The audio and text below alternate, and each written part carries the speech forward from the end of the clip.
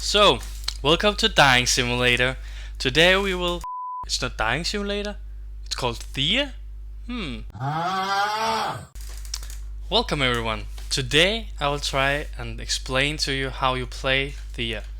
This will be a beginner guide of how to get started, as there's tons of things in this game.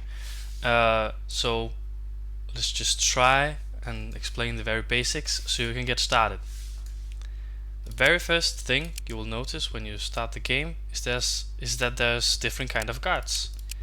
The most important thing here is that they have a special ability, this one, and you can read what it does. If you don't know what it does, don't worry about it too much. It will affect your gameplay, but not that much. You can ignore it and just play the game if you want to. For the sake of this video, I will just play as this guy. Let me just change my difficulty to easy. I do recommend you to play on easy the first couple of games. When you get in the next screen, on the next screen, you will be able to assign your traits to your starting condition. This will be your starting group. I'll just take this, but for your sake, you can just read what it is. Just take what sounds cool. It's not that important. You will probably find some good characters, some bad characters, find a playstyle you like. Notice you will have 2 guard points at the beginning. Now I only have 1, but you will have 2 when you start, and you maybe even more. And you can buy some stuff from these down here. You just press this and you unlock it. I'll start the game. You have to choose a chosen one. It does matter who you choose. If your character, the chosen one, dies, you will lose the game. There's a few ways you can revive them, so to not end the game. But let's just try not to kill them, alright? Let's just check someone, start the game. And as we enter the game, you will find yourself on an island. There's different kind of worlds you can create. I do recommend the islands. Well, hello there, Don't chosen. interrupt me, Theodore. All right, all right. You can just listen to what he has to say. I do recommend it as well on your first couple of gameplays to hear what he says. He does give you some good tips on how to play this game. The very first thing you should do is turn on the resources so you can see what's around you. You have your group right here, and you have your minimap down here. You can't see it for my big face, but it's down here. Down here. Other than that, let me keep my face right here for a second. Other than that, you have a small I don't know, window down here where you can see how many people you have in the selected group and your movement points, how many turns you can be camped before you run out of fuel or run out of fuel, how many turns you can eat before you run out of food, and how much your weight on the group is. So right now I'm weighing 1015 out of 4256 that I can wait until I get over encumbered and I will have less movement point for that turn unless I throw something away. Let me just put myself back. Whoop. There we go. So I will try and explain the characters first, because this game is very much about your characters. Your characters, right here I have some of them. This is my chosen one. Let's start with her. She has 34 max health. Now this is red. The next one is sanity. She has 24. This is the yellow. And she will have 19 faith, and it's purple. These 3 different colors also represents the 3 different kinds of challenges you will face in this game. And depending on your character, you will be very strong in some of them and very weak in others. Now this character is a human warrior, so this warrior will very likely be very strong in the physical, the red ones, and probably not very strong in the 2 others. This is very normal for a warrior. For every color there's some stats connected to it. So for the red ones, there's strength and there's perception. Now notice these are also red, so you will know that these 2 stats represent the physical attribute of your character. There's also intelligence and wisdom for the yellow, and then there's mysticism and destiny for your purple. Some characters will be better at some things than others. So this guy is a craftsman. He has a lot more yellow stats than red ones. He does have some red ones though. Actually, pretty good amount of strength for a start character. And you can use this as a guideline to see how good this character is at certain things.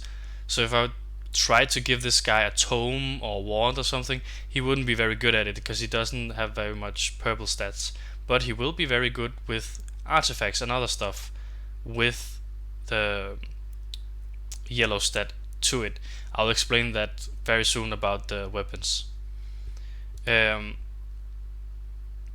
also on the right here, they have different sets of gathering and crafting and stuff. So the crafter has a lot of crafting. That makes sense. Your warrior doesn't have much other than strength. Makes sense. There will also be other stuff you can have. Here's the skills. They have the morale. I'll explain that too. Some tags. Now she's chosen. They could also be ugly, attractive. Some other stuff. They can be an orc. That will be in here as well. You can assign some notes. So I'll say this is my chosen. If you wanted to. You can do all sorts of stuff. Now this, I don't really use this a lot, but you can if you want to. I like this screen a lot better. Here you can see all your characters and select them. Now I will try to explain weapons first. So if I have this club right here, Amber Club, I can see if I mouse over it that it gives you a multiplier of 1.1 extra damage in a physical fight. Now why is a physical fight? It's because you can see on the left there's 3 red cards. That means you can only use this ability in physical challenges. Now there's also a number in the parentheses. This is because the character I selected, that's how much damage this character would deal with that weapon. So if I chose my warrior instead, you can see it's selected now, and I moused over it again, I would see that this character would deal 7 damage with this club. Now she already have another one. This is also a 1.1 and 7 damage, so there's no reason to switch around. Now I also noticed that I have a pole arm. Now this is also deals 7 damage, but it could have been better. If I wanted to change it, I could just drag and put it in there. Now notice I also lost my shield, and that's because this was a two-hander. On the top right of the little window that opens up, you can see how many hands the character needs to use to equip this weapon. There's also other stuff like crossbows, but it's the same thing. But notice now, instead of the little icon next to it is now perception. So you see the weapon attack, and just left of that there's a small eye. It's the perception stat this character has. She has a little bit more perception. My warrior, she has 4. So if I mouse over again, I will see that I will now deal 4 damage if this character had this. If you mouse over the club again, you can see this is stacking on strength. So this is very much better. This 7 damage as we established before. Other than physical challenges, there will also be yellow and purple ones. So in this artifact you see right here, the small doll, if I mouse over, I can see that this artifact can be used in yellow and purple challenges. I can see that on the cards on the left, there's 1 yellow and 2 purple. There's no real good reason why there's 2 purple and just 1 yellow. It's just you can use it in yellow and purple fights challenges. Again, this is as a 1.1 multiplier, and it's stacking on destiny in the purple challenges and wisdom in the yellow challenges. And that's the stats out here. This is the wisdom, the owl, and the destiny is this one, the bottom one. There's also other kinds of stuff you can use. There's also tomes like books you can use, and these will often stack on intelligence or mysticism depending on what tome you use. I will recommend you just try and have fun with it.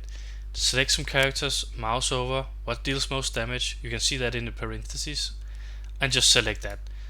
Sometimes damage is not very often, damage is not the most important thing, but you can just go around that the first couple of games and you will probably learn a lot of things just doing that. And other than weapons, you will see that you can use armor. If I equip this on my warrior, the wood medium armor, I'll gain 11.2 shielding. That means in a battle I can take 11 damage before my character starts losing health.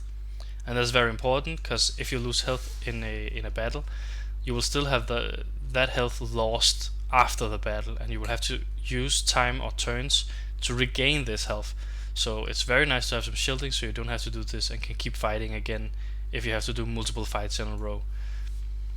Other than armor, you can have some tools equipped on this slot. That's to gain extra gathering, extra crafting. It can be a lot of stuff, extra research, stuff like that. Then there's jewelry. These often give you stats or some kind of weapon block, like this one, on ability of some sort. Like if I had an artifact that only was used in purple and yellow fights, like this one, the bone artifact, I could maybe equip this guy something stacking on mysticism, and he can use that in physical fights, so he can actually be used in all three kinds of challenges, which is very nice. Other than jewelry, there's pets. These pets can often be summoned in battle, like the boar. This is a very good meat shield, as even if they die in a battle, they will just somehow resurrect afterwards, and you can use it again in the next battle. They will never die. This one also gives 1 movement point, as you can see at the bottom. I often give this to children because they have less movement speed than others. You can see this guy has 4 movement points, and about everyone else has 5. So now that she has a boar, she will have 5 as well. And that's pretty nice. You can also find horses and wolves and bears, just about anything, and they give stats. You can summon them, all sorts of stuff. It's pretty nice. Now that's characters. Very briefly summed up. Your characters is used in a group. Now this is the first group I have. I have 5 things I can do with this. Let's just, here you can move him around. You can also just select him and just right click. Also holding right click and release. I can keep going. Now this group can do some encampment, or they can encamp. When you do this, you will gain a lot more stuff you can do. But don't worry, it's not that complicated. The first one is just a summary of what's happening around you. That's it. The other one is the group info. Here you can see information about your group, what they're eating, what fuel they're using. You can also press it to stop using that fuel. Maybe you have some coal in here you don't want to burn. There's also some smart function, like you don't want to use raw food and stuff like that. Then there's your morale. It's not very complicated. I'm not going to explain it in this video, other than just try and have a lot of different kind of foods. It's a lot better to have 2 different kind of foods than the same amount one food. Just a rule of thumb: have as much different kind of foods as you can get, and you will often find yourself down here anyway if you just do that. So do that. In your inventory you can see everything you have. If you want to create another group, that is where you could do this here as well. You just drag and drop them over here, and now I have 2 groups. You see the girl is standing outside the group, and I can move her. She has no more movement punch, but she could move around. I could also just drag and drop her inside again, or just press this join groups real quick. And now she's in here again. There's also equipment. That's where I was before. I already explained this. Have fun with it. Gathering. Here you would see stuff around you. Now there's nothing around me in one range. I can move just next turn. Let's try and do the next turn. Just ignore this. I will explain it very briefly in a second. So, go away, theater. There we go. Now if you want to break the encampment, you do it right there at the top. And I can move over here. When I do an encampment here, you will see that in the gathering, stuff shows up now. And that's because I'm standing around in a range of 1 here. So there's sandstone and there's some wood. If I wanted to gather this, I could just left click and the characters will show up. I could also drag a specific character up here if I wanted to. They will have some gathering to it. You can see it in the parentheses. So now I'm gathering 52 every turn, and I need 144 to gain this sandstone, and I will gain 8 at a time. Also, there's a small indicator over here where you can see how many turns it will take before you gain something. Now, if there is a surplus of gathering, it will be transferred to the next time you try to gather this. So, like in the wood, it takes 95. Let's say it took 105. I was gathering 105. It would only take one turn over here, but I will have a surplus of 5. That would mean next time I'm trying to gather this, it would only require 95 to gather one wood. And this leads to some interesting stuff, like you could gather stuff double. So instead of gaining 6 wood, if I was gathering 200, I would actually gain 12 wood. The next one is crafting. In here you can craft stuff.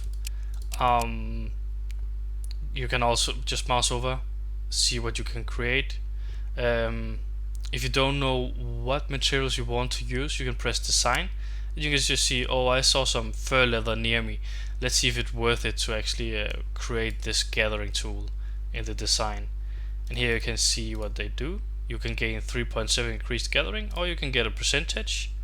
Also, you can make a character better at rituals. Often the percentage is used for gatherers, people with a lot of gathering.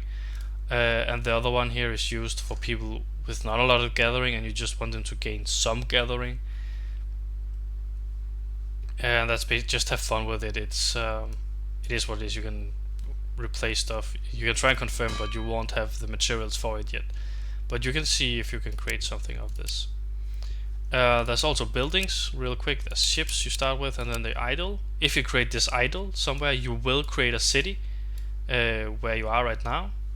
In this city you will see you also gain all these stats and increase gathering range, and this just means you will have another range. So instead of just this range of 1, the default, now the village would have +1, so it would be in this range, so it would actually gain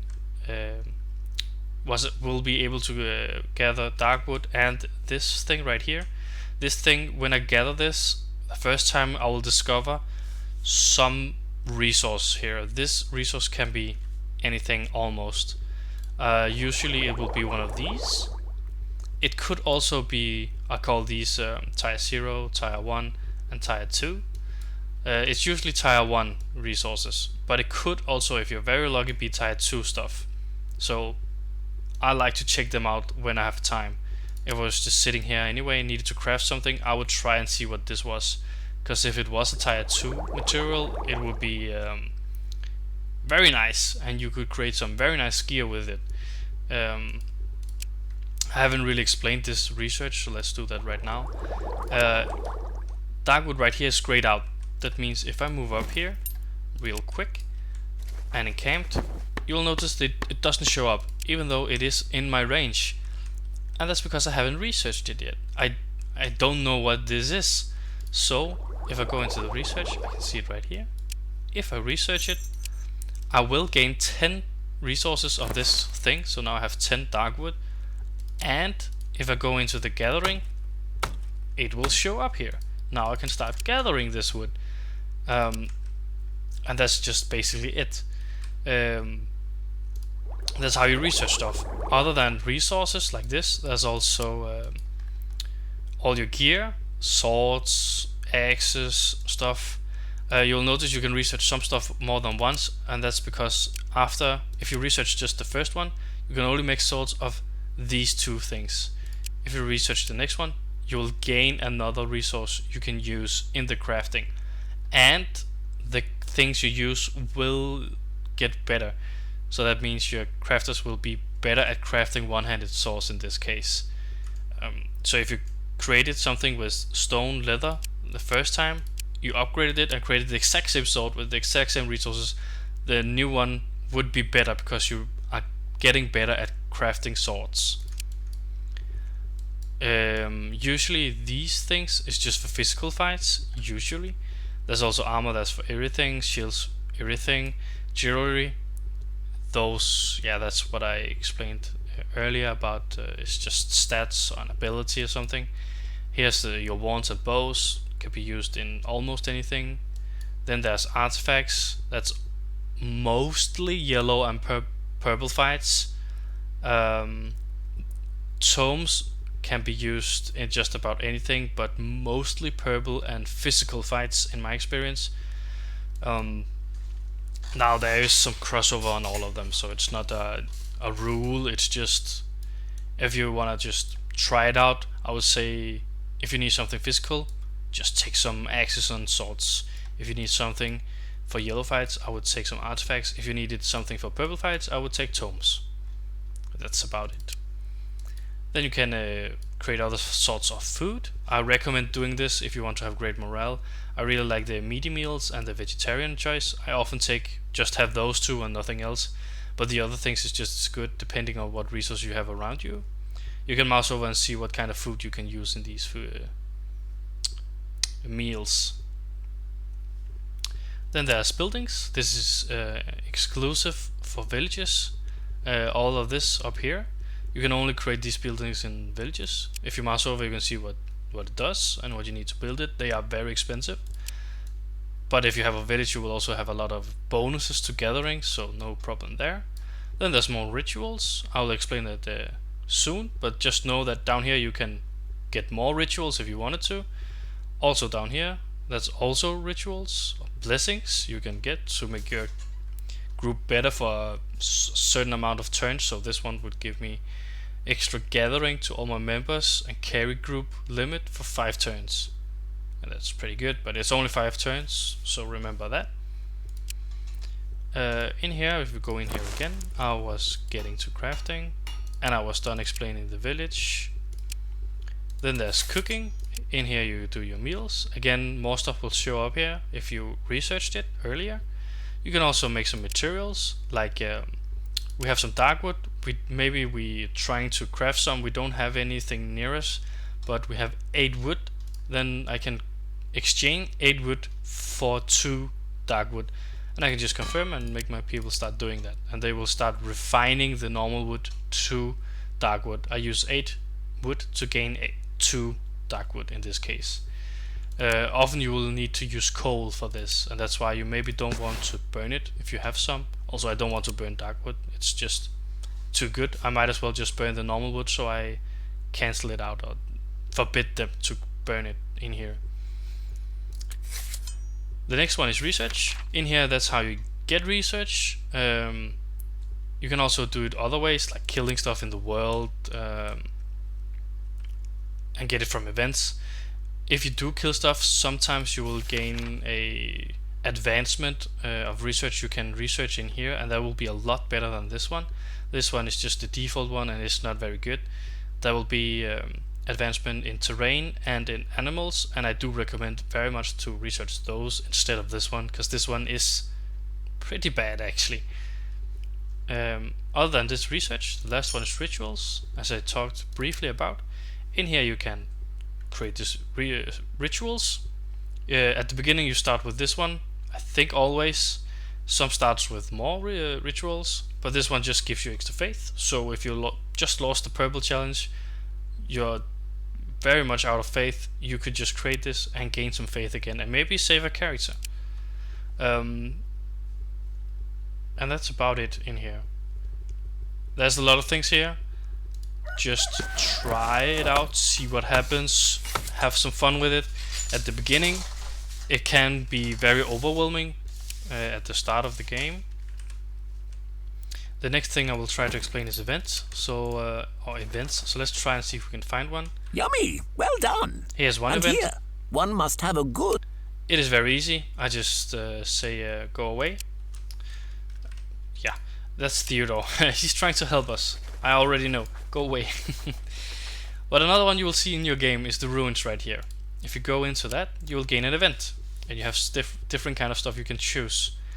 And certain things will only show up because of something in your group. So for some reason, turmoil, I can choose this. So if I choose this, something will happen. Feel strengthened by my guard, and now I can attack something. So let's try and do that. Now I see some scoundrels here. If I wanted to, I could forfeit, or I could try to auto resolve. This is pretty good. You can mouse over to see what it means. If I know I'm going to lose a battle, it's a lot better to just forfeit it at the beginning than trying to. Because if you forfeit, you will probably just get beaten or something, and not. But if you try and actually attack them, and you lose all your health, you're going to die, very likely at least. I could just auto resolve this, accept the outcome, see what happens, but for the sake of the video, I'll actually do a battle. So in here, you will see all your characters at some kind of card. These cards will have the stats that you saw in the equipment. Now this warrior has 9 damage on her line charge. The 7 damage we probably talked about in the equipment was 7 damage, and it's this one, the weapon tank. She has an ability on her that means she can do line charge, and that deals more damage. So let's just take that one. Now I have to place her somewhere. It cost me 1 action. I can see down here that I have 2. So I will place her down in front of this guy, and hopefully I can attack her. Or him. Now she has a spear. That means she has a special ability called First Strike. So she will deal 5 damage as she enters the battlefield. So she just did that. You can see now that he has lost some health. I could place another character down if I wanted to. I still have 1 action. But I think I will wait and see what he does. So I press end turn. Now it's his turn. You can see how it goes right here. And also now I gain 2 more actions. So now I have 3. He placed down a character. Again, I'll put something in front of him. I could put down this guy. Or maybe, 9 damage may be a little bit much to me. I can try and find my boar, my pet that I gave one of the children. It's right here. She has other abilities she could use, but I'll try and get the boar. And I will summon it in front of the guy, so the boar will tank this attack. They will usually, not always, depending on what kind of attack it is, attack the guy in front of them. I still have 2 actions, but again, let's see what he does first.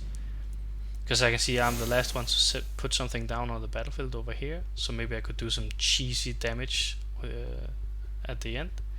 Now he put down the character again. This means that this character is a duplicate now.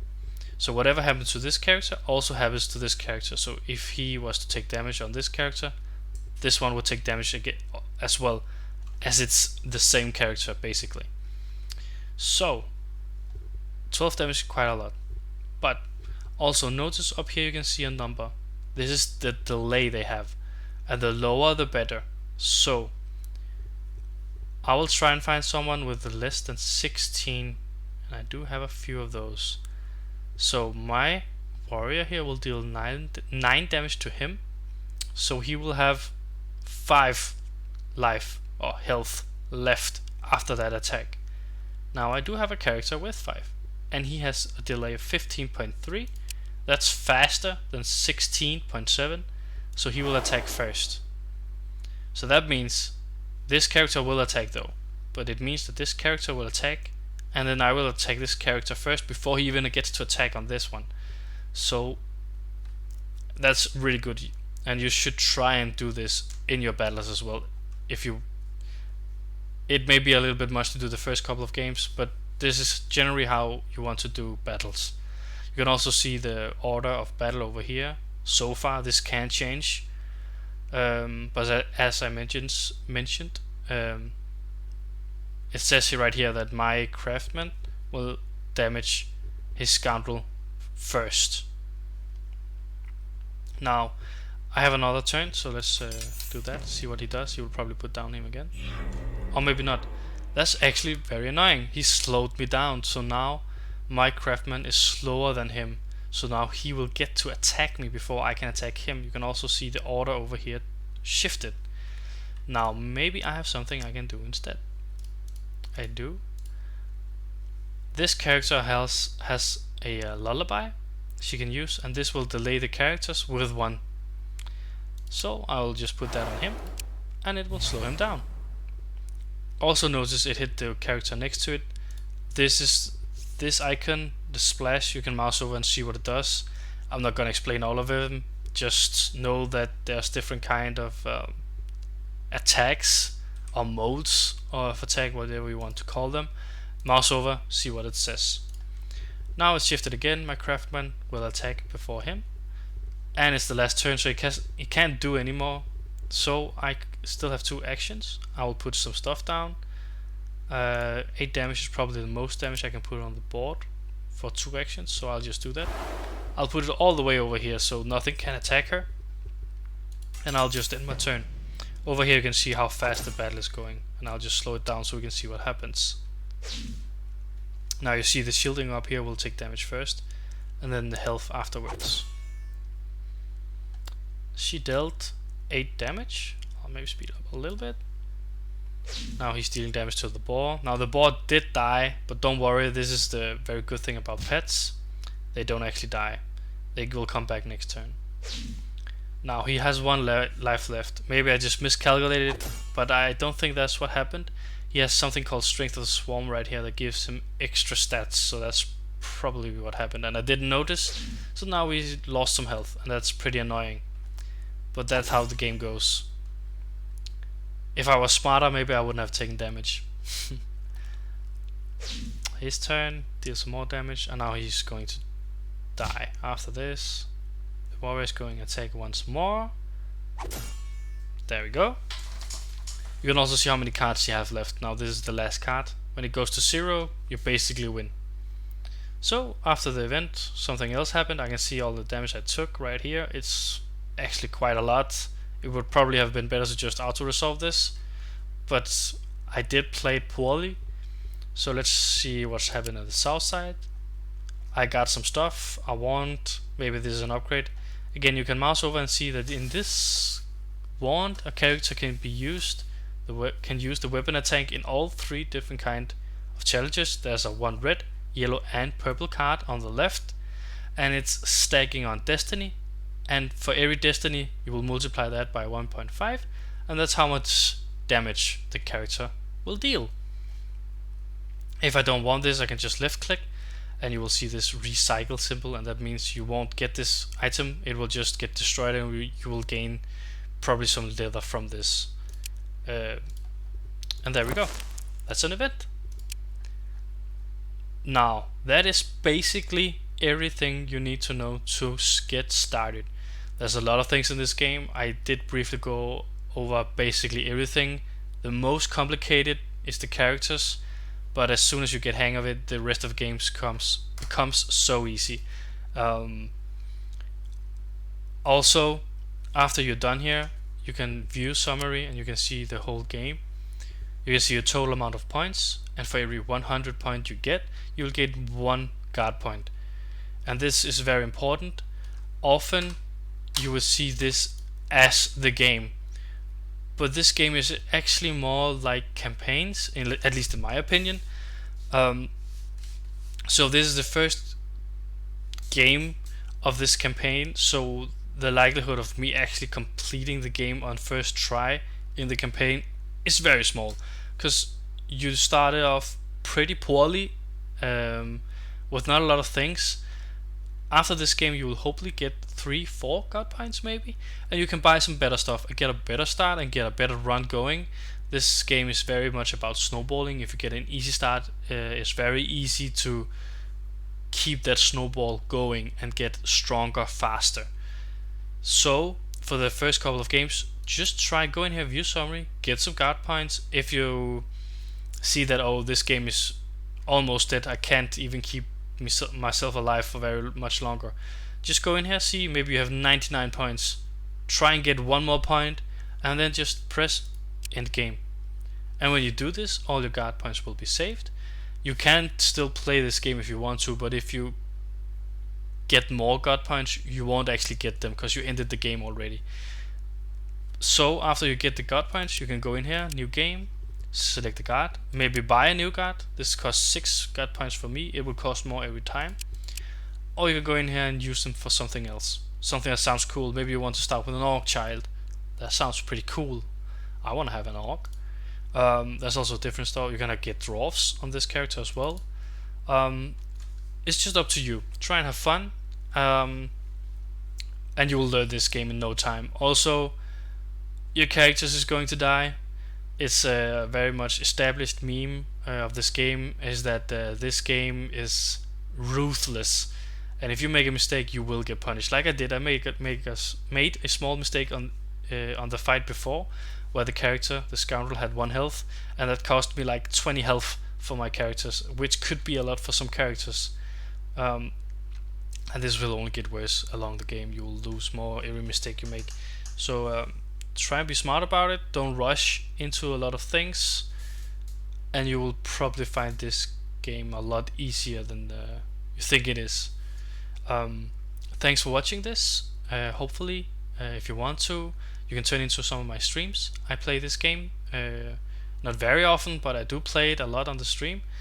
While there, you can ask me some questions, and I'll gladly explain some stuff for you.